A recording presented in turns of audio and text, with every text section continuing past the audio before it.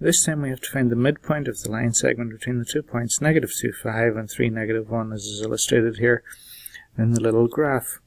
Now, as we do with any coordinate geometry problem, begin by labeling any points you're given. Okay, now when you have 2 points, you'll generally label them as x1, y1, and x2, y2. Now, it's important that you do this right. I've seen people over the years do it x1, x2, and y1, y2. That's wrong. And I've seen people put the x's and y's back to front. So y1, x1, and y2, x2. I'm not sure why anybody puts the y's in front of the x's, because this is just in alphabetical order, but that's obviously wrong as well. So it has to be x1, y1, x2, y2. Okay. Once you have the formula right, then we can start to fill it in.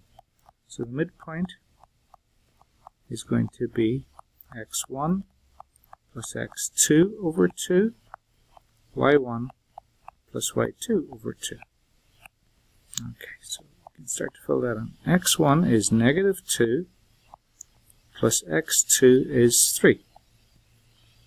So that's -2 plus 3 over 2. y1 is 5 plus y2 is -1 over 2.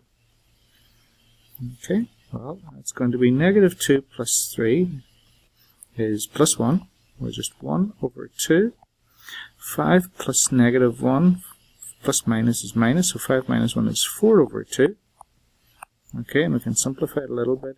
1/2 is just 1/2. 4 over 2 is 2. So that's your midpoint. Okay? Now we can look at the graph to see whether or not that makes sense. 1/2, 2. So start in the origin, go over halfway, and then up to 2. And there. We're saying that's the midpoint there.